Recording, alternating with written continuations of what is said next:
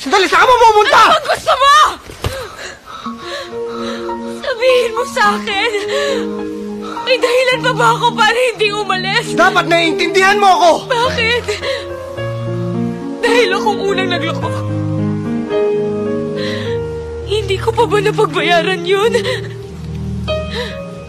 Kulang na lang gumabang ako ng palahod para patawarin mo ako. Ayoko na, Aaron. Ayoko na.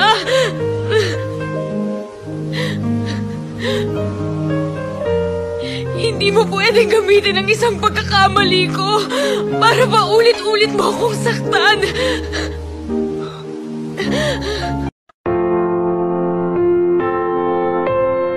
Pumanaw ka, Jesus, subalit ang bukal ng buhay ay bumalo